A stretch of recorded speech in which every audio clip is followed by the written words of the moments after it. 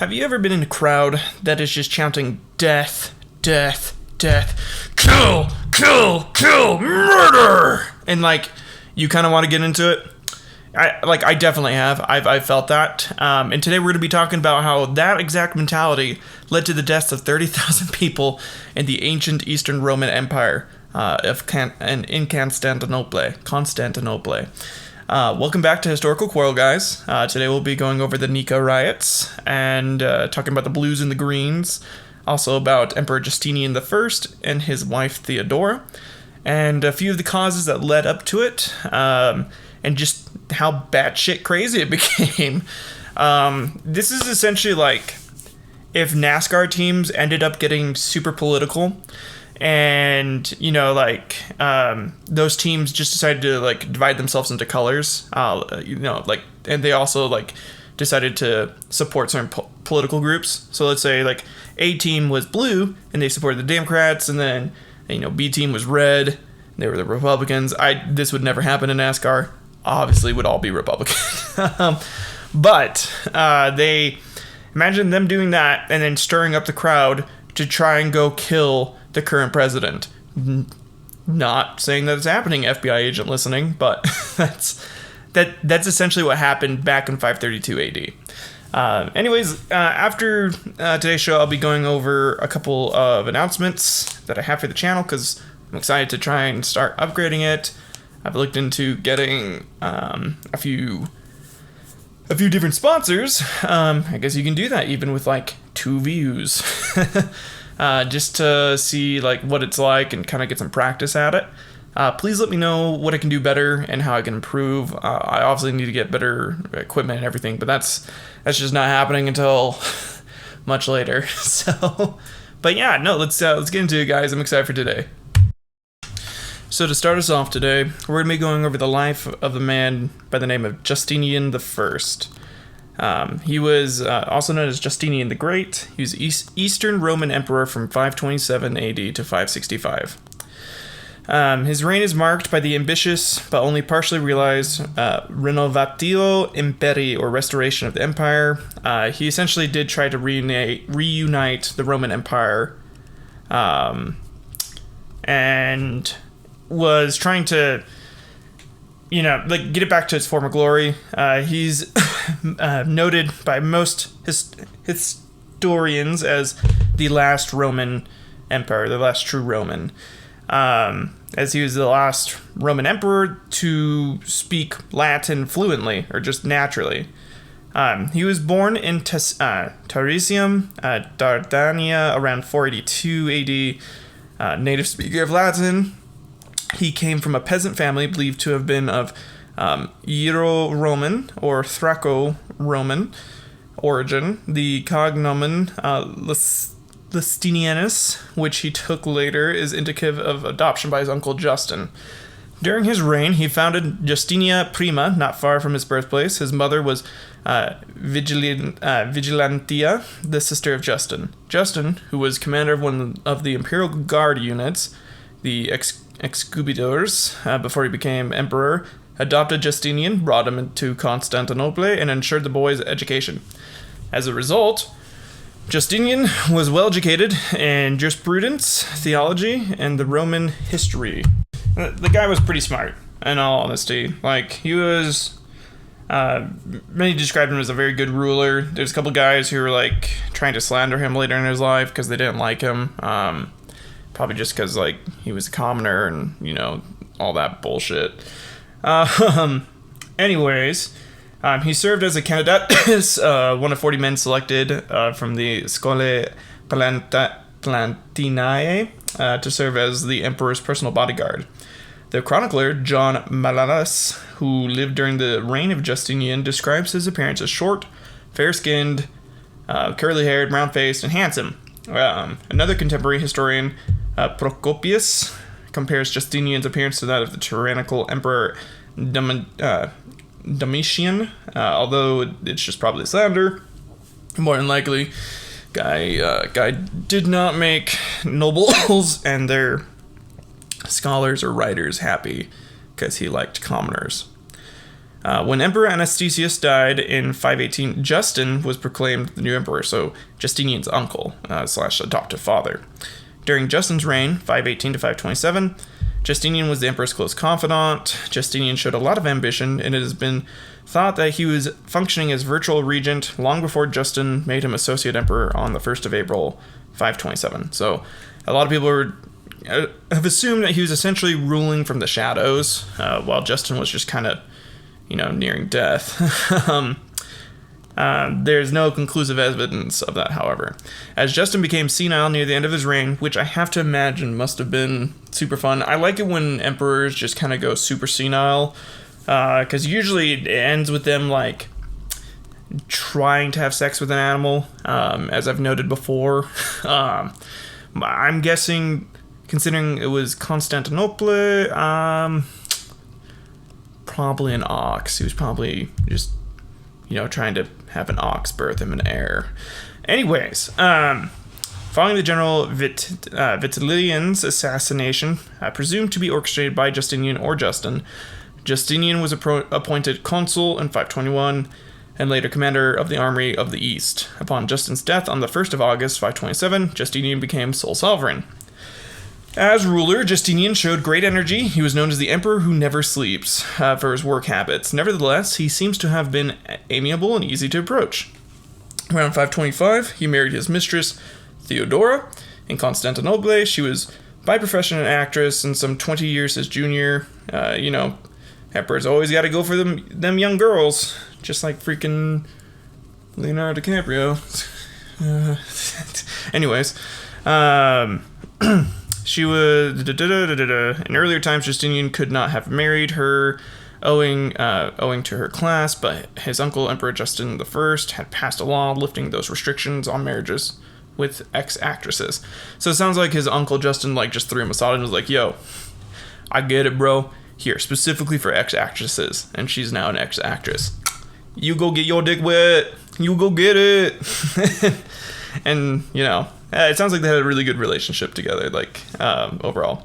Theodora would become very influential in the politics of the empire.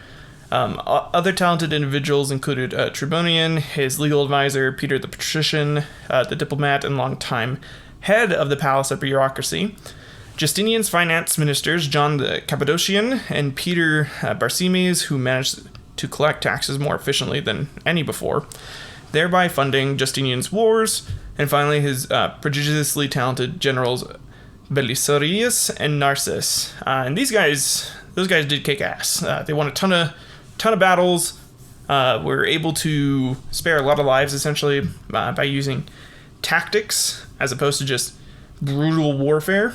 But yeah, this guy was pretty freaking awesome. So anyways, during his time, he ended up supporting the Blues quite a bit. And we can get into the riots now.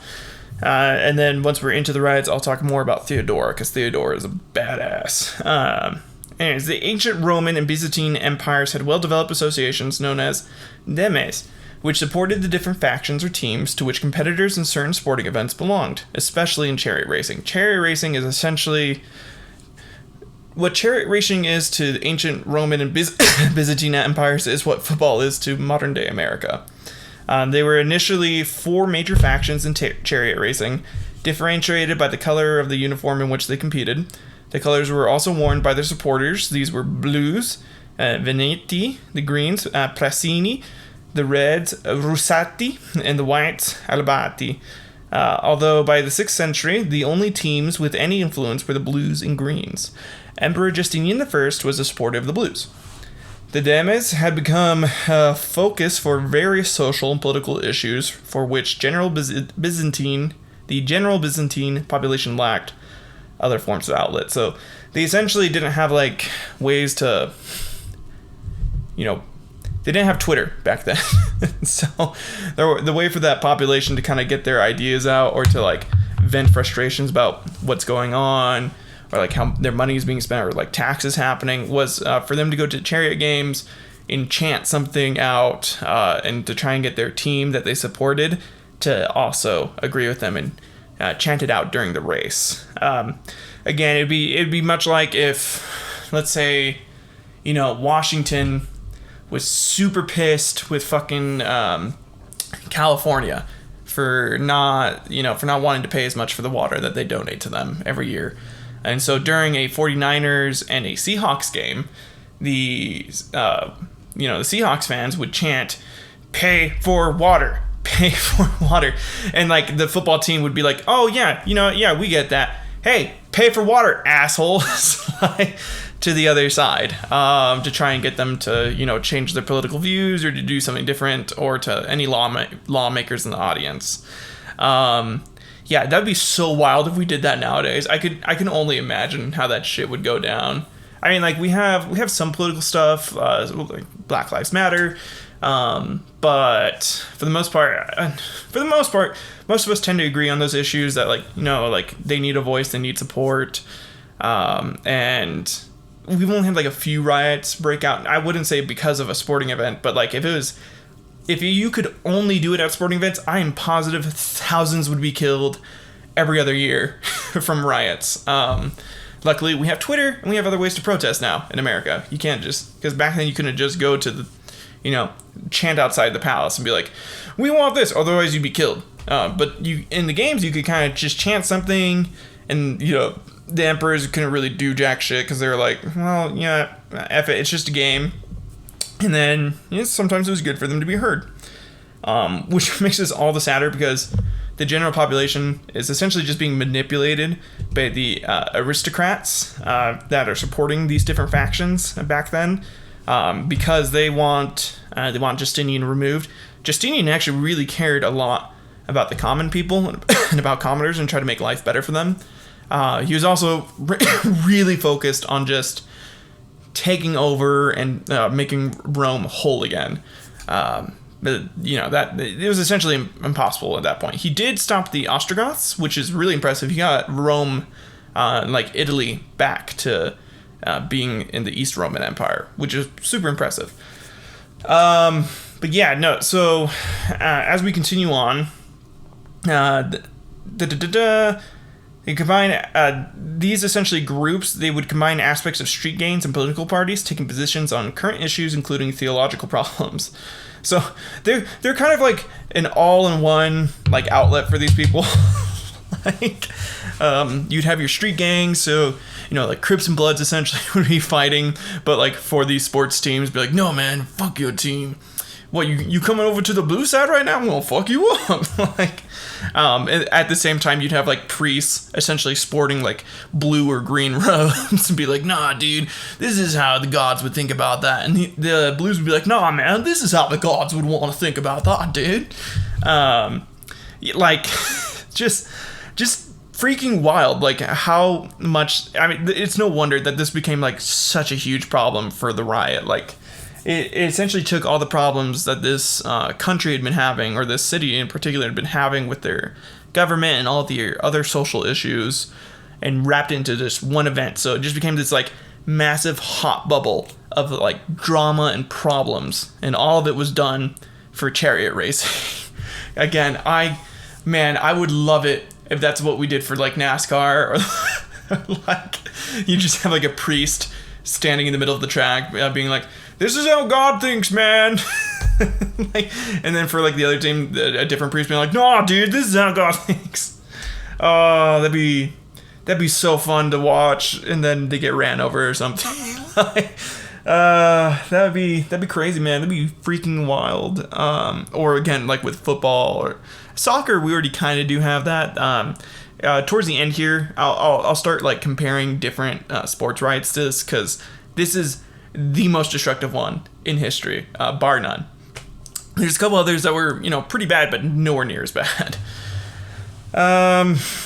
So anyways, 531, some members of Blues and Greens were arrested for murder in connection with deaths during rioting after a chariot race. The riots were, very common occurrence, just nothing quite as bad as this, but again, pretty common just because of the political, theological, and social nature of everything that the chariot races allowed. They didn't have other outlets for anything, so chariot races were the only place for that outlet, which is definitely what led to this riot. Anyways, the murderers were set to be executed. Let's see. And most of them were. However, on January 10th, 532, 2 of them, a blue and a green, escaped and sought sanctuary in a church surrounded by an angry mob. Justinian was super nervous about it. He was in the middle of negotiating a peace treaty with the Persians in the east. It was at the end of the Iberian War, and now he's dealing with all this BS in his city. So he declared that the chariot race would be held on January 13th and commuted sentences of imprisonment. The Blues and Greens responded by demanding that the two men be pardoned entirely. So they wanted their teammates, out of prison. Justinian and 2 of his leading officials, John the Cappadocian and Tribonian, were extremely unpopular because of the high taxes they levied. Most of those taxes were to fund the wars that he was fighting, because he wanted to rebuild Rome. He also had a lot of building projects he did. He did the Hagia Sophia, beautiful, beautiful church. The corruption of the latter two, and John's cruelty against debtors, John and Justinian had also reduced spending on the civil service and combated the corruption of the civil service. The many nobles who had lost their power and fortune when removed from the smaller, less corrupt civil service joined the ranks of the Greens. Justinian was also reducing the power of both teams.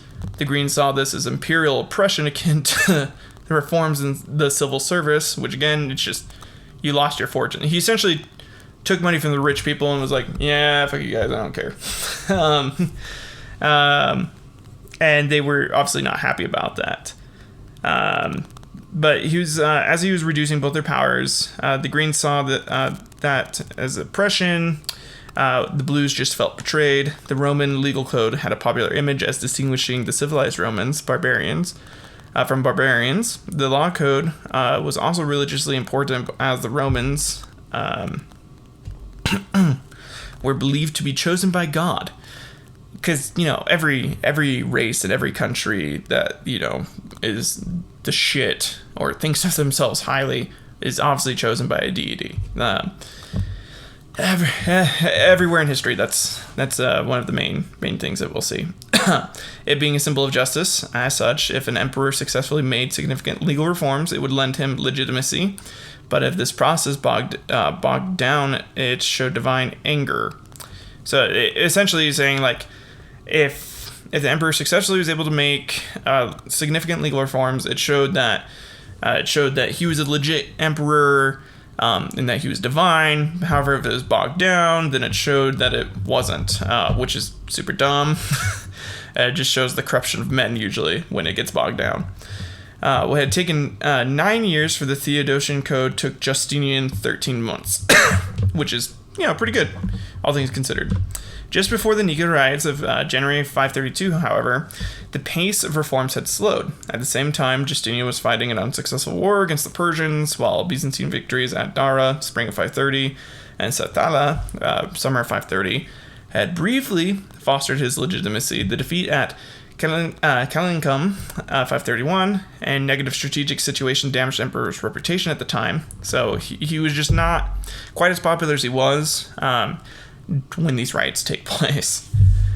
The legal reforms were unpopular with the aristocracy from the start, as they made it impossible to use obscure laws and jurisprudence to avoid unfavorable verdicts. Further, both Justinian and his wife, Theodora, were of low birth. Again, it's the aristocracy being like, frick you shouldn't be emperor, I should be emperor. My daddy was cooler than your daddy. Like, so dumb. So dumb. Byzantine society was not as class-driven as the feudal-dominated society of the West. The Greens were a Monophysite group and represented the interest of the moneyed non-landowners, Justinian being neither of those. Thus, when Justinian refused to pardon the 2 arrested rioters, there was already resentment towards him among both the general populace and the aristocracy. So he pissed off 2 people all at once by doing that. On January 13th, 532 AD, an angry crowd arrived at the Hippodrome for the races. The Hippodrome was next to the palace complex, so Justinian could preside over the races from the safety of his box in the palace. From the start, the crowd hurled insults at Justinian. I'd like to imagine they called him tiny dickus, or no peniasitis is. I don't know, just something dumb. They're just making fun of him, or calling him like a trash or common, just something stupid. By the end of the day, at race 22, the partisan chants had changed from blue or green to a unified Nika, meaning win, victory, or conquer. Fuck, man, like, I heard enough people saying conquer, dude, like, I'd feel it. I mean, it's like that Marine mentality when it's like you go through like a couple like the war chants and you just like, what makes the grass grow? My enemy's blood. It's like, yeah, I want to kill. I want to go to war. Like, man, that would get me pumped. Conquer. So yeah, as they're chanting conquer, obviously enough people start joining in that it causes a whole bunch of problems, and the crowds broke out and began to assault the palace. Again, that mob mentality is strong. You see enough of your same people going to do it, you will join them, and you will fight whatever battle is happening for the most part. It's super easy as long as you agree with what they're fighting for to get involved in that. As for the next 5 days, the palace was under siege. They put this palace under siege for 5 days, which is wild to me. However, most of the Imperial army was being used to, they were still traveling back from Persia, because they were still negotiating peace, obviously, but they were starting to retreat anyways, which, again, was another part of this. Fire started during the tumultuous time, which destroyed much of the city, including the city's foremost church, the Hagia Sophia, which Justinian would later rebuild. So, that's why we still have it. Some of the senators saw this as an opportunity to overthrow Justinian. Yeah, obviously. I mean, like, you see an opening, you take it. And they took it. Oh, man, did they take it. As they were opposed to the new taxes and his lack of support from the nobility. Again, Justinian it was honestly pretty fair, like, in my opinion. Looking over a lot of the stuff that he did, super fair guy. There's a lot of unfair things that he did, and honestly, like, his tax collector, maybe not the nicest, but pretty fair overall, for all things considered back then. And as there was that, the rioters, now armed and probably controlled by their allies in the Senate, also demanded that Justinian dismiss the prefect John, the Cappadocian, and the quaestor Tribunonian, and they then declared a new emperor, Hippotius, a nephew of the former emperor Anastasius I. Justinian considered fleeing, but his wife Theodora, and this is badass as fuck. Like, she was like, they said to have dissuaded him by saying, those who have worn the crown should never survive its loss. Never will I see the day when I am not saluted as empress. Damn! God damn! Like, I want any of you to picture yourselves in that same situation where you have the opportunity to flee, like, and you can live another day, and instead you choose to be that badass. 9 out of 10 of you, positive, would not do that. She was like, you know what? Y'all can be bitches and pussies and run off if you want. I'm gonna stay right here, because I'm a boss-ass bitch. And she essentially demasculated, and it is quoted that she demasculated him by saying, yeah, you better stay here, you little bitch. She's also credited with adding, those who are born into the light of day must sooner or later die. Basically, like, no matter what, you're gonna die. You might as well just die now. Like, again, man, so cool.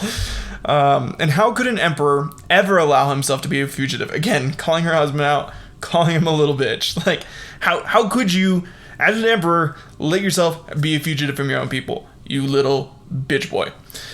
Although an escape route across the sea lay open for the emperor, Theodora insisted that she would stay in the city, quoting an agent saying, royalty is a fine burial shroud, or perhaps the color purple makes a fine winding sheet. which is it's like a death shawl. I don't know. Anyways, let's get into Theodora's life now, as this lady, super cool. Theodora was of Greek descent. There are several indications of her possible birthplace. According to Michael the Syrian, her birthplace was in Marburg, Syria. Nicephorus Callistius Xanthopoulos, I cannot pronounce that name, names Theodora a native of Cyprus. While the Patria, attributed to George Godonius, claims Theodora from Paphlagonia. She was born in AD 500. Her father, Acacius, was a bear trainer, so that's probably where she gets the badass from, of the Hippodrome's Green Faction in Constantinople. Her mother, whose name is not recorded, was a dancer and an actress, which is how she gets into acting.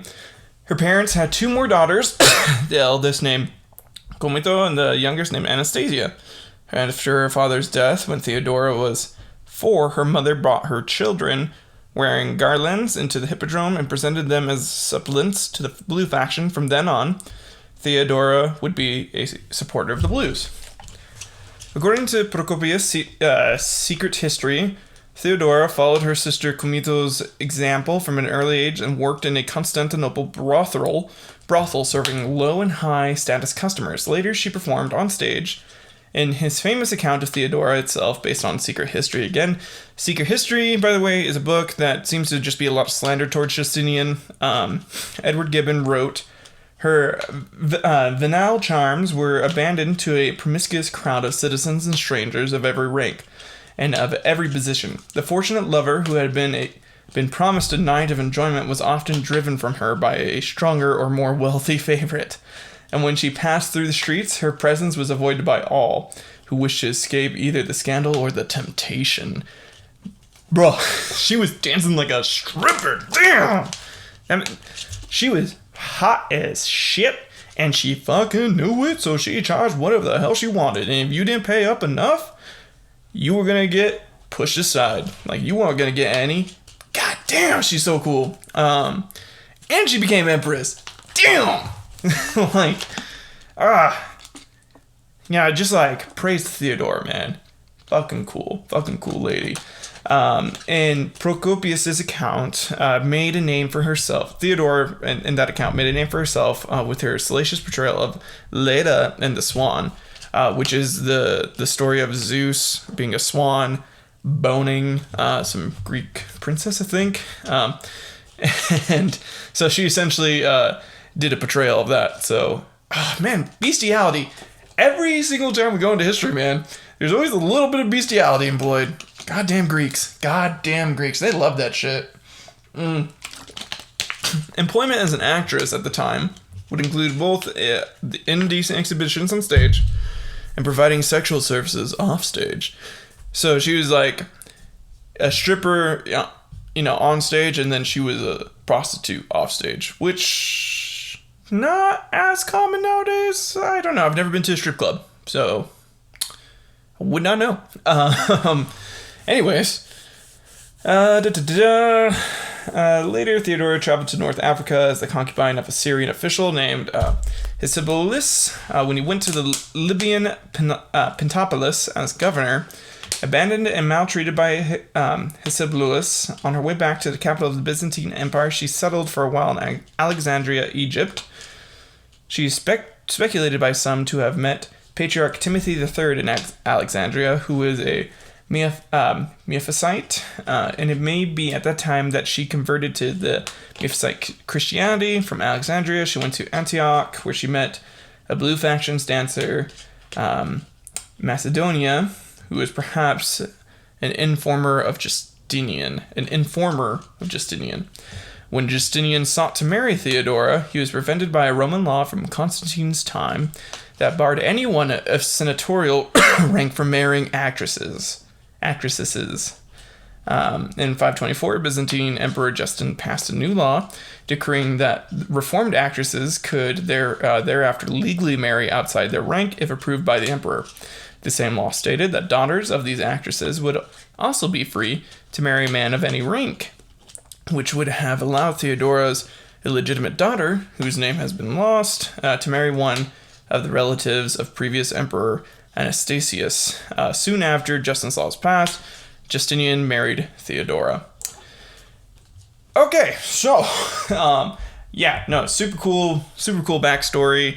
Again, Justin, freaking bro Justin, emperor, hooking a brother up there, being like, you know, man, I get it, you like this girl, well, let's get you going, all right? Like, freaking crazy.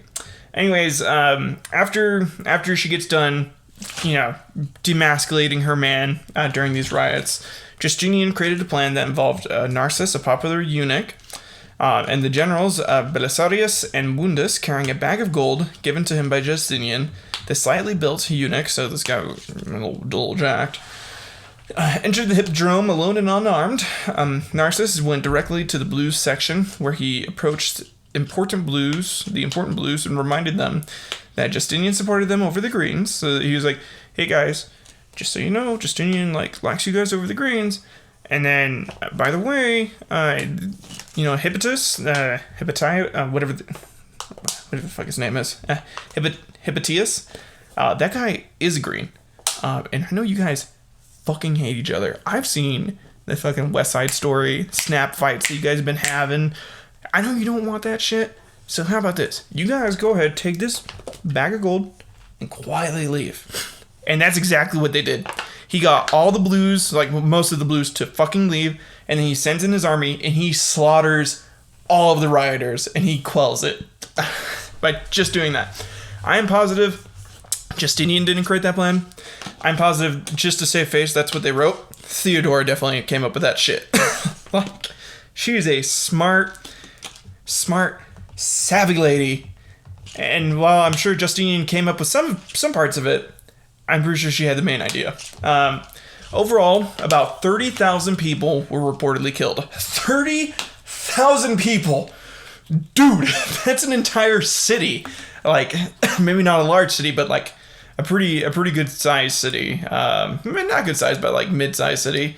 Just like a town. Imagine an entire town just fucking disappearing because of a sports riot. That's crazy, man. Anyways, Justinian had Hepatitis, the would-be emperor, executed and exiled the senators who had supported the riot. So he got rid of all those dissenters. And then he rebuilt Constantinople and Hagia Sophia and was free to establish his rule. And continue on, he would later be sainted. Him and Theodore both would be sainted by the Orthodox Christian Church. And that brings us to the end of this riot. Let's go ahead and take a comparison real quick of some other famous sports riots that have happened. So we'll start with the Bike Fight, Las Vegas, 1997. This is where Mike Tyson bit off a bit of Evander Holyfield's ear. There was a little mini riot. Witness fighting caused a riot. More than 200 police officers and hotel security guards worked together to clear the jammed hotel lobby as people ran through the hallways. And then restaurants had to shut their doors to keep people out. So, nobody died. Not bad. Then the 10-cent beer night, 1974, pretty bad. The Cleveland Indians held a promotion event for the game against the Texas Rangers at Cleveland Stadium in 1974. The idea was to offer fans to buy unlimited beers for 10 cents during the game. Predictably, this led to the fans becoming heavily intoxicated and unruly. Eventually, the crowd became uncontrollable and started throwing objects into the field because they were drunk. So the only option left was to forfeit. Therefore, the Indians, who had scheduled 3 or more of these beer nights, changed it to 4 beers per person for the rest of the promotions. Oh man, 10 cents a beer, that'd be crazy. That'd be wild. Be super cheap for drinkers out there. Gosh dang. The Sydney Sports Riot, 1879. The English toured Australia for their cricket match back in 1879. Moreover, it was the second match between the English 11th, led by Lord Harris, and then New South Wales, led by Dave Gregory. New South Wales was behind by 90 runs. The English chosen umpire, George Courtland, gave a run out to the New South Wales star, Billy Murdoch. Thus, the Australian crowd was less than pleased by the decision. As a result, the mass of around 2,000 people burst into the pitch and caused the riot. Again, Lord Harris was just struck with a stick. English batsman Ian Hornby was stripped of his shirt. Other Englishmen wielded cricket stumps as weapons while defending Coulthard. Situation was worsening, so the match continued the next day. So the riot quelled, and then the match just happened the next day. So not too bad. We had the Denver Super Bowl celebration, sports riot of 1998. So the riot caused about $160,000 in damage. There's no death recorded in the riot. Butembo, witchcraft sports riot. Just dozens of teenagers staging a protest in Butembo streets. South Africa, Rugby Union Tour of Australia, 1971. That ended up having about 5,000 protesters. Protests culminated in the declaration of state of emergency in Queensland. The campaign was proof that strikes and broad-based movements are the keys to changing public opinion and conquering racism. That's a good one. That's a good riot. Detroit Tigers World Series sports riot, 1984. Detroit Tigers won the World Series over the San Diego Padres. Afterward, the riots erupted, left one person dead and 80 other people injured. So here we start getting into the deaths. So, pretty bad. Oppenheimer Stadium, sports riot, 1991. The Stampede, many fans were trampled or crushed to death against riot control fences. About 42 people died. There's about 30,000 people in the stadium, and when, there was allegedly some knife-wielding Pirates fans attacked Chiefs fans, when that happened, it caused a stampede, and that's what caused 42 people to lose their lives during that riot. Montreal Stanley Cup, Cups riot, 1993. Occurred in the Stanley Cup Finals between Los Angeles Kings and the Montreal Canadiens. Canadiens won the finals, triggered the Kings fans to come down to the streets, and the riots began by destroying properties while the Canadiens were celebrating inside the Montreal Forum. Man, $2.5 million worth of damage. 47 police cars were damaged. A ton of rioters were arrested. At the peak point of the riot, 980 officers were dispatched and made 115 arrests. Gosh dang! There were 168 people injured. 49 of those were police officers. Dang, dude! That's wild. The Portishead Stadium riot 2012. Oh, this is recent. So, on 1st February 2012, Egyptian Premier League football match took place in Port Said Stadium. That day, the two Egyptian football clubs, Al Masri and Al Ali, played against each other, where Al Masri became victorious. Moreover, Al Masri fans invaded the pitch to celebrate the victory. They then began attacking Al Ali fans with swords, stones, and knives. Dang, dude! That's crazy. They were so happy that they were like, yeah, man, just to shit on you, we're going to kill you now. What? What the hell, dude? That's crazy. The death count of this insane riot is 74. Also, the injured count was over 500. Yeah, they had freaking swords, stones, and knives, man. They had swords. Dude, could you imagine, your team just lost and you're, super sad, and then, the team was invading the field and, they're celebrating and, chanting, and they're like, yeah, screw you guys, and you're just like, yeah, screw you, and, you flip them off, and all of a sudden, people just draw swords. God damn, dude. Oh, that's crazy. That might be something I have to, oh, man, that was in 2012, too. Gosh dang. That's wild. Okay. And then the closest riot to being anywhere near as close as bad as the Nika riots is the Lima football sports riot of 1964. Essentially, there was a bad call between Peru and Argentina for their football tournament, and it was for the Olympics football tournament too, so big deal. Peru ended up getting denied an equalizing goal by the referee. Therefore, the Peru's fans, invaded the pitch, Police decided to fire tear gas to prevent invasion of fans. However, that was a really bad decision by them. This would end up causing a stampede to try and rush toward the gate, as it was hard to breathe due to the tear gas. As a result, a lot of people ended up dying due to hemorrhaging or asphyxia, so they would suffocate to death. It caused about 328 deaths and over 500 people injured.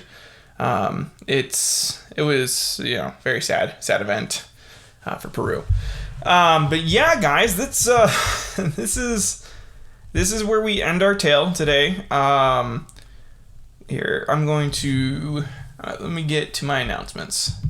So to start off, I'm going to announce that this is going to be a weekly podcast for the foreseeable future. I did find out that I can start getting paid on it, I guess. It's like per 1,000 views though, so highly doubt I'll get paid. But I was told to send some like practice ads in, so I'm gonna, practice recording myself and pitching an ad for a product, being like, "Hey, do you want to try out this Casper mattress? Have you ever wanted to sit on the silky sheets of angels? Well, go ahead and buy yourself a Casper mattress." My wife and I do have a Casper mattress. Not sponsored, by the way. Love it. Fantastic. Love sleeping on it. Feels great. I know it's a little pricey.